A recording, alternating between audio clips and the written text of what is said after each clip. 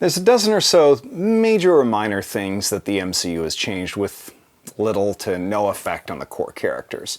A few major changes which are mostly for storytelling purposes, like Tony inventing Ultron instead of Hank Pym. And wow, I usually don't want to be this guy, but I really wish that they hadn't changed Kamala Khan's powers.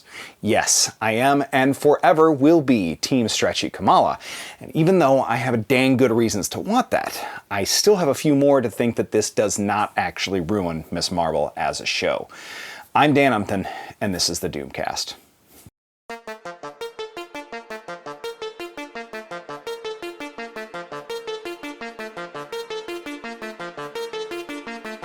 Hey everybody, well first things first, thanks so much for checking this channel out.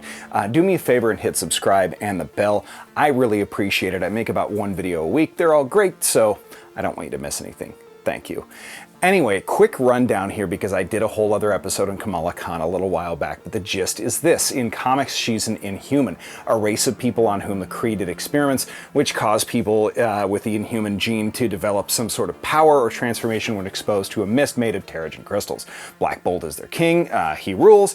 Medusa is the queen, and the show wasn't great, and so the MCU retconned S.H.I.E.L.D. and the Inhumans entirely out as a result, except for Doctor Strange and the Multiverse of Madness. Anyway, Kamala was exposed and as a result became a shapeshifter, primarily sticking to Monkey D. Luffy-like giant fists and arms, and also kind of sometimes fully changing her size or embiggening thanks to The Simpsons.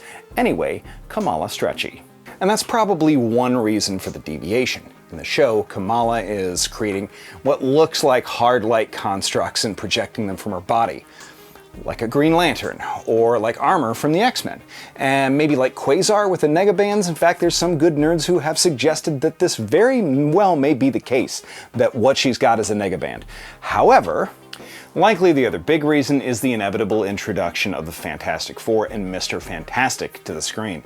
Marvel doesn't really probably want two stretchy people in the same universe, even though they have a bunch of people who do energy projection. But that aside, there's also the possibility that to new fans of just Captain Marvel, another inspired Captain Marvel hero to have an entirely different power set might be a little confusing. Personally, I think people can handle it. But I think there's also one other layer.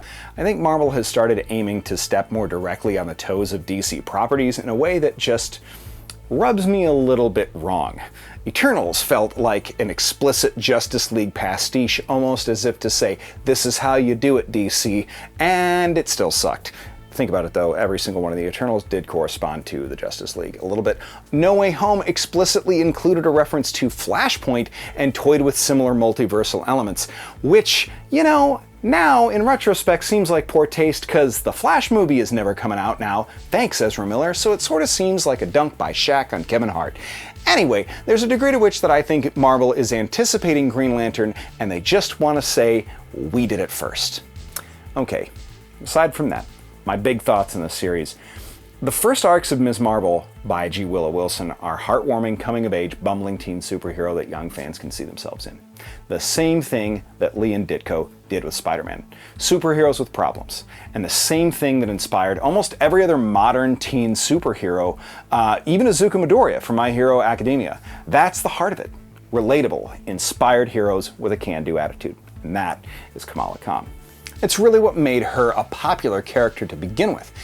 And the awkward, weird stretch powers are what made that so indelible. This geek girl, Pakistani-American Muslim in every way, an outsider from her mainstream culture, with powers that are simply not glamorous whatsoever, but owning those powers and becoming a hero and leader of the champions, and that's why those stretchy powers are such a great part of the character, in my opinion.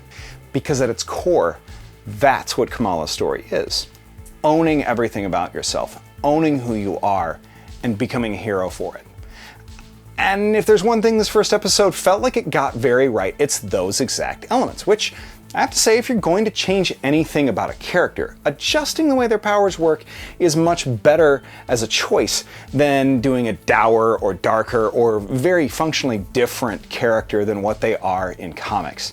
So even with the massive changes that they made with Peter Parker, they still got his core character right.